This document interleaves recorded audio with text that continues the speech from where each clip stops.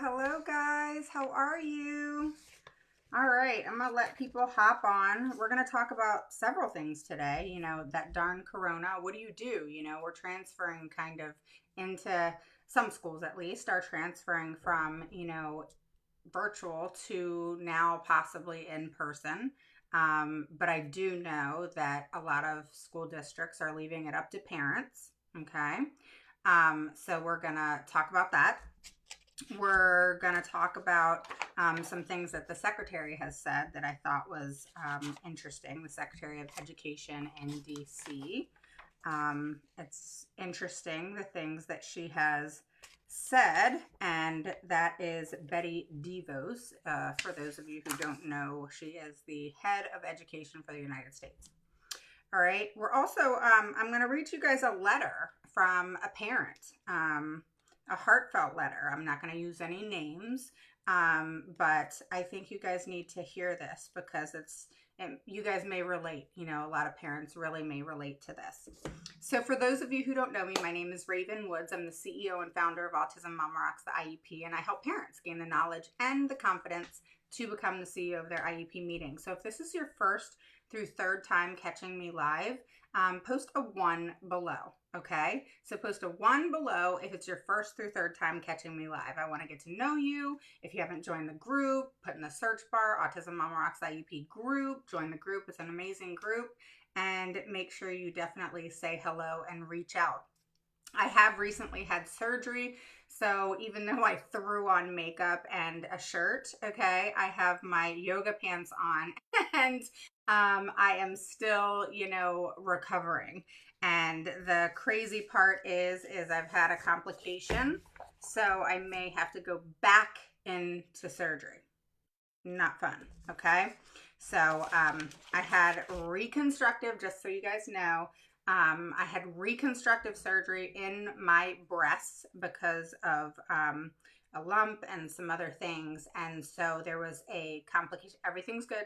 It's not cancer. It's good to go. But a complication has happened and they may have to do what's called a latimus dorsi flap. Not fun. Okay? So that is what's going on. I like to be transparent with everybody, and everybody has things going on in their life, right? I'm happy to be here. I'm happy that things are good and not crazy, but I hate having surgery, and I don't bounce back quick. I don't know about you guys. I know some people just bounce back really quick. Maybe I'm getting old. I'm 43 and I don't bounce back like I used to, I'm not a young chicken. So anyway, with that said, I want to read this letter to you guys. All right. So this mom, she wrote me, and she's actually a client. And she said, my son has been let down by the school district, but by me, his mother. I fought hard while he was in elementary school. I learned quickly I was doing more harm than good. They started taking more and more services away from him. I backed off and allowed the school to do what they were willing to do in hopes he would be okay. And just to support that, they were threatening her. So she didn't want any more problems and she felt threatened. So she kind of backed off because she didn't know what to do. She further says he isn't okay. He is 13 years old in 7th grade. He is mostly gen ed classes, is barely making any progress. I know he can do more, make great strides, if they cared enough to help us work with him. How many of you can relate to that? It's heart-wrenching. She further says, I'm angry and frustrated at the school district for letting him down, letting him slip through the cracks. I am angry and sad that I let it happen. I could not find the help sooner to make a difference. My hope is that he gets the services he has been denied that he needs. Thank you, and I appreciate all your help. So how many of you guys can relate to a letter like that? It's heart-wrenching, number one. And number two, I know for myself as a mother. Hi, guys. Hi, Melissa. Welcome. Is it Examara? Welcome, welcome. If I said your name wrong, let me know. Welcome, Kelly. We have Jessica. Hey, think about you. Hope you had, yeah. Oh, gosh. Surgery sucks. Hey, Michelle and Tess. Um, you're going through this now, Tess? Yeah, it's rough, rough, rough, rough. And I know, hey, Kim, and I know so many people can relate to that letter. If you missed it, definitely watch the replay. I just read this heartfelt letter from a parent, and I wanted to read it because I know so many parents can relate. And, even as heart wrenching as it is, she blames the school and how difficult they've been, and the fact that had they only just worked with her and worked with the child and not let him slip through the cracks, that this wouldn't have happened. And she's mad at herself. And I will tell, and she's angry at herself and frustrated at herself. And she said those things. And those are things that I don't know about any of you guys, but I know I personally have felt that way. And, it's a really horrible feeling as a parent to feel like you've let down your child, right? And we want to do everything we possibly can to help them. And when we feel like we're stuck between a rock and a hard place, it's very difficult. And I've been dealing even straight up after surgery. I would say within a week and a half, 2 weeks, I started the email process again of following back up and, dealing with all my clients again. And boy, school districts, are not working with parents the way they should. Immediately, they will sick attorneys on me. Whatever. I don't care. You guys know I don't care. But at the same time, it's like, whoa, you guys are that defensive. What are you hiding that you feel like you need to have an attorney respond because I'm requesting a full evaluation, and I'm very specific of what I want, and I'm requesting the whole scholastic record from 2018 to present, and I'm requesting an IEP meeting. So in my mind, I'm thinking like, what? I know I'm very straightforward to the point. I don't sugarcoat. I'm not rude or disrespectful, but I'm very to the point, straight up. It's not a hi, how are you, how was your day? It's straight up, here you go. I need an IEP meeting. Here's several dates. I'm requesting, the full scholastic record. This is what I want. And I'm requesting an evaluation. So it's either an evaluation, a full evaluation, or it's a IE that I'm asking for, one or the other, depending on where that parent is. And they'll sick. I think I have 3 attorneys on me right now. No big deal. And the funny thing is one of them, it was an attorney who immediately responded. She was BSing the parent by saying that, oh, well, we're just gonna, we can take you to due process if you want this IE, kind of threatening her about the IEE. I'm like, are you serious? And so finally I went back and forth with her, and do you know, she didn't even know the law. Finally, I emailed the superintendent on top of everybody else, and then all of a sudden the director of special education comes into play, even though he's been emailed this whole time. And says, what do we need to do? We are so sorry. We want to work things out. We want to work together. We care, blah, blah, blah, blah, blah. And I'm like, we've had 20 emails go back and forth between me and your all's attorney who doesn't know her shit at all. And now all of a sudden, because I emailed the superintendent, you all of a sudden care and want to be involved. It's such a game, and I'm over it. Over it. So let's move on. All right. So the Carona. All right.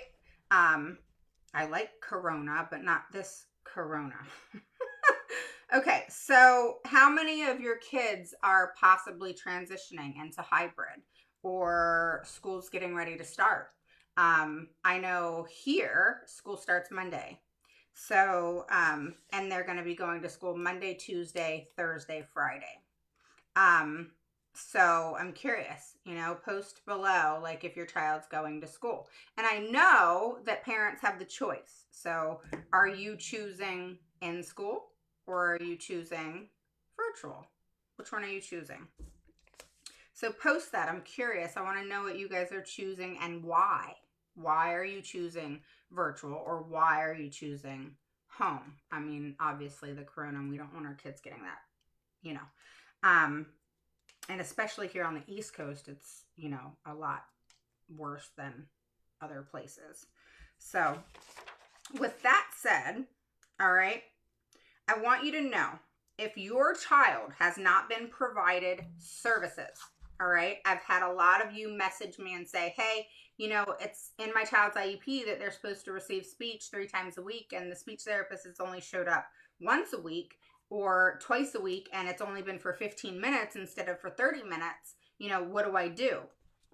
Well, number one, they need to make that up, okay, in compensatory services because they failed to implement the IEP with fidelity, all right? And then you need to, and you can also make a state complaint in reference to that. And if there's regression or failure to make progress, additional services need to be provided. And school systems need to know this. And I'll tell you, they're going to give you a hard time unless you know your laws. And you've got to know your laws, all right? I know it's very hard. It doesn't come like that. You can't just read it and know it. I know it takes time. But, that's the one thing of, me going back and forth. I'm quick, with coming back at them because typically school systems don't all know the law. I'll tell you something that happened before I move on recently. A client I'm working with in California. All right, we've been to the table twice. All right, getting ready to go again for the IEE. So it's going to be a little bit because parents are getting the IEE now. But here's what just happened. And this is shocking to me. I requested the Zoom recording, which is part of your child's scholastic file. All right. So if there's notes taken, which there always is, pay attention because you'll see somebody writing. And then the Zoom meeting was recorded. Now, I recorded as well on otter.ai, all right? And the school system knows we're making a complaint. They sent a kind of recap. It's not called a PWN, so I was curious as to why it didn't say that. But it kind of recapped things, but it was a blatant lie, all right? They said that they didn't record the meeting. Well, they did. All right. And I found it in re-listening to the recording. And so I have an email saying that we didn't record that.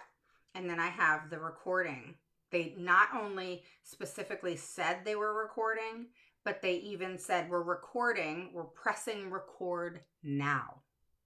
And then in this letter, okay, that they recapped to the parent and sent certified, said they didn't record and that they had no Zoom to provide the parent. That just happened. All right, so the Individuals with Disabilities Act, what's that? IDEA, all right? It allows parents to seek compensatory services, okay? If you do not receive FAPE. FAPE is, okay, in the virtual setting, I'll just give you that example. If your child's not receiving what they should be in accordance to the law, okay, in accordance to them making progress. So here you go. If your child is walking around and not sitting at the computer and fiddling with toys and not participating, the school's not providing FAPE because nothing's happening to be able to learn. Education isn't happening. Nowhere in the law, even though as parents we do help, does it state that mom and dad have to sit by their child and be the one-on-one in the para. That's not saying you won't. That's not saying you don't. That's just saying that there's no law stating that you have to. Meaning, if your child's getting up and walking around, that's not on you. All right? The next thing is I want you to know that FAPE is also services, accommodations, and modifications. If your child has specific accommodations in their IEP, for example, using a calculator, are they using it? Are they trained on how to use it? Are you trained on how to use it? Not everybody is, guys. All right. The same thing with the AAC device. If your child's on an AAC device, which is assistive technology, for those of you who aren't familiar, there's lots of parents that are coming to me and saying, I'm not trained on this. I have no idea how to use it. No idea. And that's not on them. All right. And I mean, I'm an Apple girl. You give me a PC and I am clueless. No idea how to use it. The mouse thing drives me insane. I just don't know how to use it. They're very different from Apple. All right. So you need to make sure that your AAC device is being used. How is it being used? How are the teachers implementing it? How is it being put into the educational setting virtually? And how's it working? Is it working? Is it providing a free and appropriate education? Are services being provided? Is if your child gets one-to-one direct instruction from SPED teacher, from reading specialist, whoever, is that being done? Is it being done for the amount of time that it states in the IEP? Are the services being given in the amount of time, for the amount of time that's put into the IEP? If it says 3 times a week at 30 minutes, it better be happening 3 times a week at 30 minutes. 30 minutes, not 24, not 28.5 minutes, 30 minutes. Okay? That's actually a 504. Accommodations, modifications, and services. That is a Section 504 violation on top of not implementing the IEP with fidelity. All right? The other thing I want you to know is attorneys are really talking about this a lot, and on the COPA website, we've all kind of been hashing this out, is it is recommended to parents, all right, to remind the schools, okay, and you want to do it now, all right, that services need to get back on track if they're not, all right? You want to get them back on track now rather than waiting for, say, the pandemic to end or something like that, or virtual to just go away, all right? And you need to seek compensatory services, all right? If your child has stayed stagnant, made no progress, all right, just stayed the same, or didn't regress but didn't make progress, that's what that means, staying stagnant, or if they regressed, they are owed compensatory services, because all children, not just children with special needs, but children with special needs need to make progress in lieu of their disability, okay?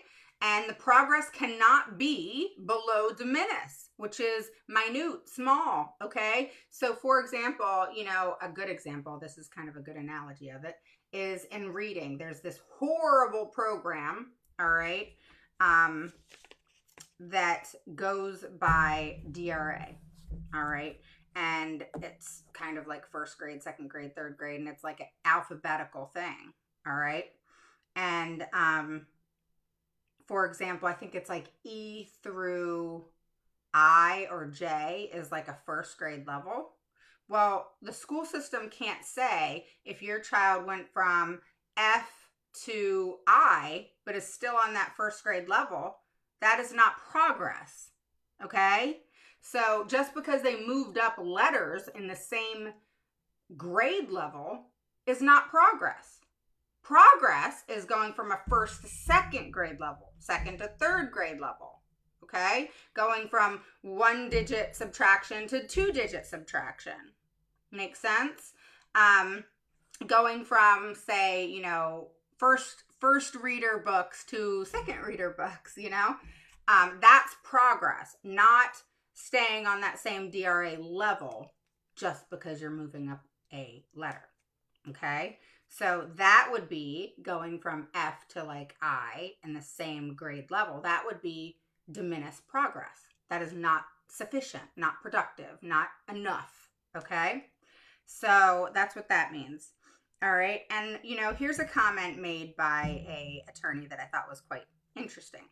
He said, I think parents are often, and I say this all the time, I think parents are often too nice to administrators and let them off the hook too easily with services that can be offered remotely. Meyerson is the attorney, who indicated that it's important to put any request in writing. Who says that all the time? Whether in letter or via email. Okay, and if you send it via letter, it needs to be certified so you get the signature green card back. Okay. In addition to academics, IEP should still include transition services for older students as well as goals pertinent to activities of daily living, which may need to be updated, addressed, etc., in reference to social distancing, masks, etc. So it also goes on to say, while the department has provided extensive flexibility to help schools transition, there is no reason for Congress to waive any provisions designed to keep students learning. All right. Secretary of Education Betsy DeVos said in the spring, she said that in the spring, with how do you say it? Ingenuity? Whatever.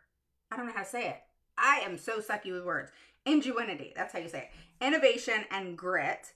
I know this nation's educators and schools can continue to faithfully educate every one of its students. I love her positivity. I love that she made the decision she did, but schools aren't upholding their end of the bargain of this. So if you're just joining, I want you to go back and listen to that letter that I read in the beginning. It's super heartfelt and amazing. I read it within 3 minutes of starting this video. So go back and listen to that. If you've jumped on as I've been running my mouth, post a 1 below if it's your first through third time catching me live. Post a 2 below if you're an oldie but goodie. Make sure you guys say hi. And, I'm frustrated. I really am. I'm not frustrated because I just had surgery. I'm frustrated because the schools are being so difficult. One thing I'm actually running into an issue with where I'm having to go back and forth, and I'm having to send the letter and the PowerPoint in reference to FERPA. I actually talked to Bernie, one of the head guys at FERPA in DC, and I took a screenshot of his phone number when I was talking with him. And funny enough, we're like 30 minutes apart in where we live.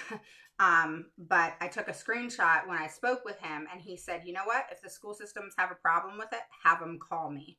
And what I'm requesting is school systems to email the full educational record. And a lot of school systems are coming back and saying, no, we can mail it to you, or you can come in and look at it. No, we're virtual. We're not coming in and looking at it. And you can't make us come in and look at it.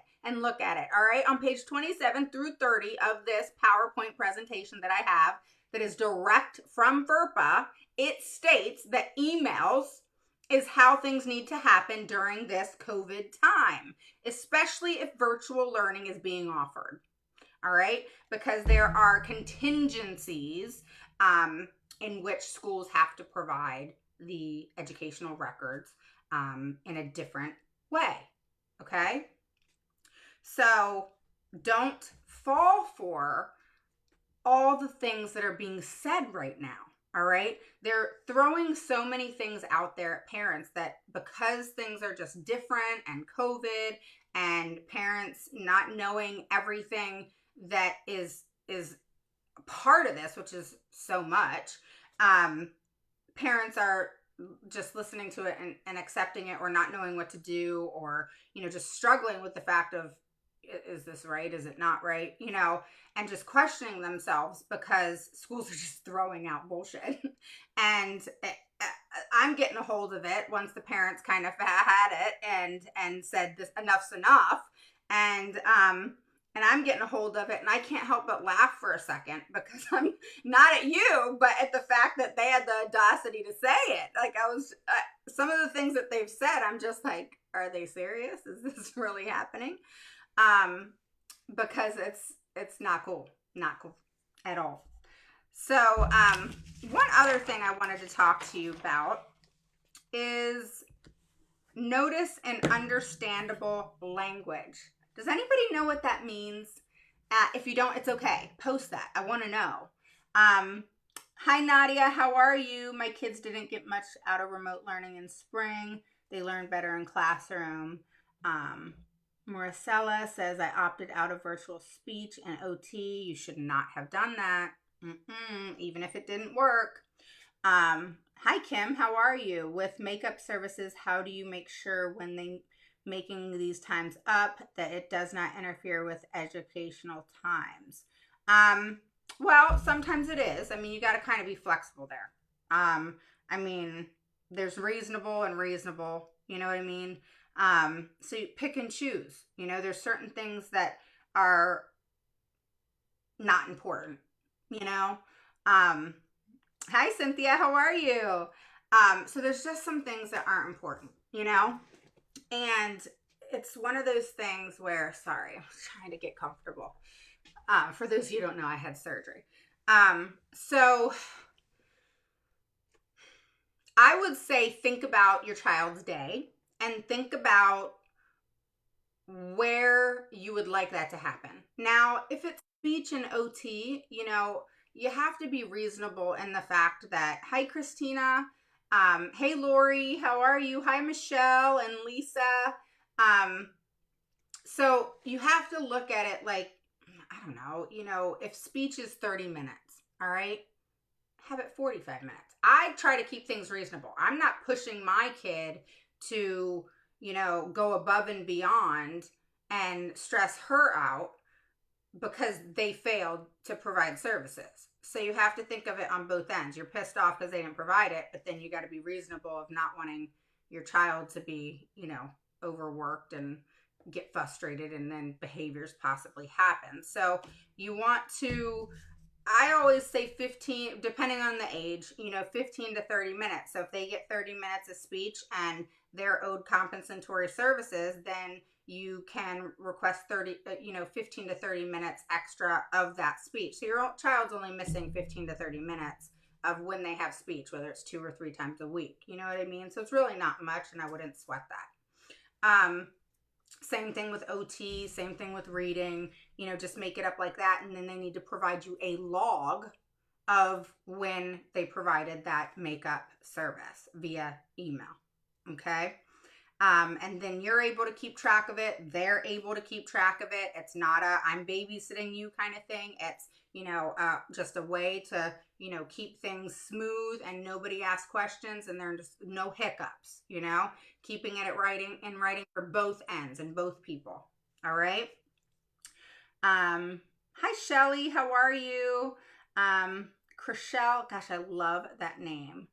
And Karina, I have to literally sit next to my son all day for him to be productive. Never thought he needed a one-to-one until now. Is the one-to-one there to keep them on task? Yeah, many times it's to keep them on task, dependent on what their behavior issues are. Sometimes they don't need a direct one-on-one. You know, there's some parents I've actually, you know, busted that bubble because I'm very straightforward of the fact that, you know, if they don't need it, they don't need it. And another child could use that one-on-one. But a lot of kids can benefit where it's a 1-to-6 ratio and there's a 1-to-1 who can serve all of them because the impact isn't as bad.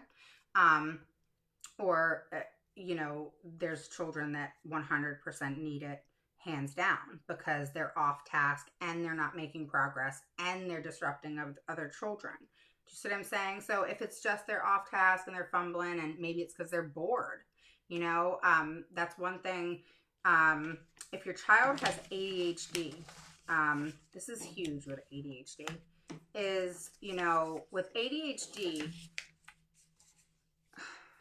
so many of these kids are freaking genius. And a lot of their behaviors and frustrations and fidgeting and everything else comes from being bored. and they're not kept going. Their brain has to continuously move. And if that's not happening, then behaviors are going to happen. So if the schools were providing what was needed and appropriate for that individual child, they would keep that child moving and moving and moving and moving. And that means they have to prep for whatever needs to happen. Okay? So that can be they set up, a certain table. Okay? They finish their work, because a lot of times they'll finish their work pretty quickly. Then you can set up they can set up tables in the back. I used to do this when I taught. And it was kind of like a section to a section. I had marbles and stuff, depending on their age, at one table. And then, at another table, it was like sand kind of play. And then at another table, it was something else. You just got to keep their brains moving. And it can be learning, and it can be doing different things. But you just want to make sure that you keep them moving and keep them, their brains going and in a productive way. I talked to somebody, I think it was today, and she said to me that the school system told her that her son was too old. He's 10. That he's too old for positive reinforcement. What person, I'm just going to keep this nice, what type of person would say that? I'm 43 and I do quite well with positive reinforcement. Who doesn't? We all love to be encouraged and supported. And, how can you say that a child at 10 can't learn and benefit from positive reinforcement? I'm lost there. Anyway, all right, so notice in understandable language. You guys didn't post about it, so I guess you're ignoring me there. But I want to talk about this for a second.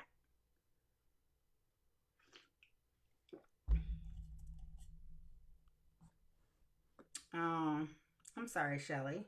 Thanks for sharing, Kim. Yeah, definitely share if you feel that other people can benefit from this video. Definitely share. I greatly appreciate it. Share, and share. Lisa says, can the school reject the ETR, reevaluate? What is it, ETR? Reevaluate and downgrade to a 504 because they feel previous scores don't say he needs an IEP. They can. That doesn't mean you have to agree or that it's official.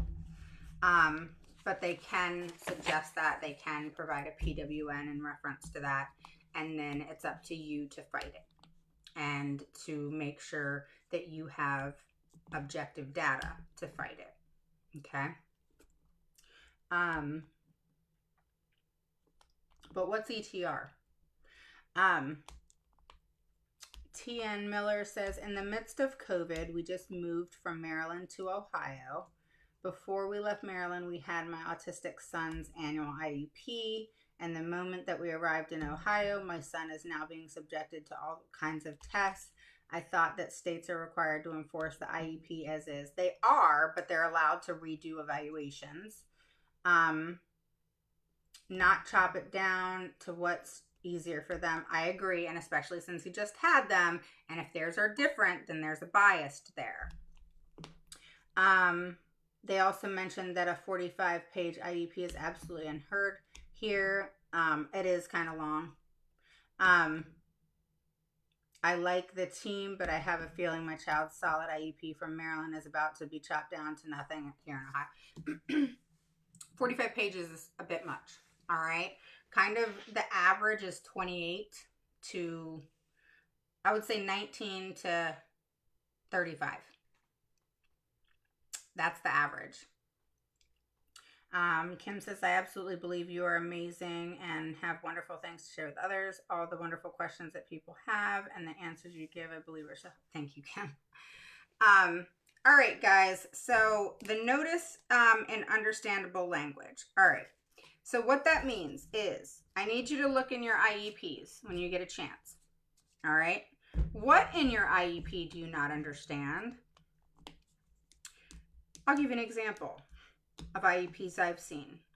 There's IEPs that I've seen where in the service section, instead of saying, you know, how many times, 2 times in the speech room, all right, for 30 minutes. I get that. You get that. But if it says 580 times at 2,500 minutes, do you understand that? So what they're doing is they're saying for the times of 580, I'm just making it up. That's for the year. And then the 17 whatever is the amount of minutes for that year. It's ridiculous. I don't understand that. I bet you don't understand that. I've seen it multiple times in different emails or different IEPs, and it drives me insane. That is an IEP that is not understandable to the parent and understandable in language. All right? IDEA has laws on this. And a parent, to be able to participate in an IEP meeting in an adequate way as an equal team member, also law, you have to understand.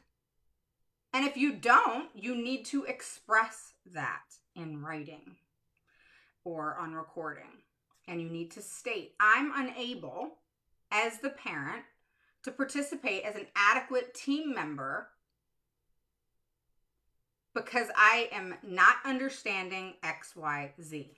You need to explain that to me and put it in writing in the IEP, in the PWN, whatever, in a way in which I understand.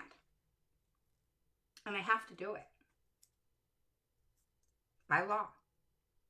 If you don't understand it, change it.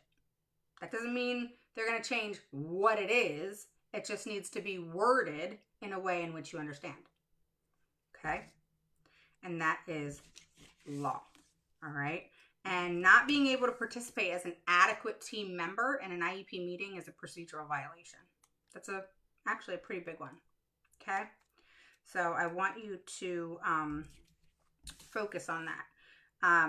And it's it's a significant way to impede a parent's right an opportunity to participate in the decision-making process regarding the provisions of FAPE. And that is a big procedural violation. So, evaluation team report. Okay. Thanks, Lisa. Gotcha. All right, guys. Shelly says my son has a one-on-one and she helps everyone else. I've heard that one before. All right, guys. Thank you so much for joining me. Hopefully this is a good time. I mean, it seems like a good time, right? So it's early on the East Coast, but I think school's out, you know, and virtual learning. It ends, what, like around 2, something like that for many of you. So again, if you're new, catching me live, your first through third time, post a 1 below. If you're an oldie but goodie, post a 2 below. And catch that letter that I just read in the beginning, if you haven't caught that yet. And if you have not joined the group, go to the search bar and put Autism Mama Rocks IEP group. The group is great. And, you know, I want you guys to participate in it. It's a way for parents to come together and ask questions. As you notice, a lot of that doesn't happen here on the page. But over in the group, parents ask questions all the time. And I think that's wonderful. So, and parents are helping parents, which is awesome. So definitely join if you haven't yet. Third time watching live. All right. So next time, Karina, you were an oldie but goodie. So yes. And once you join the group, my last live over there was on Monday, I believe it was. It was Monday or Tuesday. And I talked about 5 rules for a successful IEP meeting. So having a successful IEP meeting is key, um, even though I was very clear on the fact that they're not always successful. And you have to go back to the table. So go listen to that if you join the group. It was actually a really good conversation that we all had, and there were some really good points and tips that I think you can take away from it. Okay, so if you guys have any questions, make sure to post them below. I've been really good at sitting on my butt, during this time of healing. It sucks. And the fact that, I've had complications and I do have to go back to the operating room. We'll see when that's going to be. They're going to be letting me know probably by Monday. But then I will bounce back after that. Thank God. But, got to do what you got to do, right? But I'm still going to be around. Many of you know me, so you've been really good on PMing me, and I'm really good at getting back to you. So if I am not going live because I have surgery again, which I will let you know when that is, then make sure that you know that you can PM me, and I will get back to you. Okay? So have a wonderful evening. Thursday evening. Tomorrow's Friday. Thank goodness. And I will see you guys possibly tomorrow here on the page, or I may be going live on the group. So don't forget to join the group. Then you can catch me live there too. And I will talk to you guys soon. And again, post below any questions you may have, and I will talk to you later.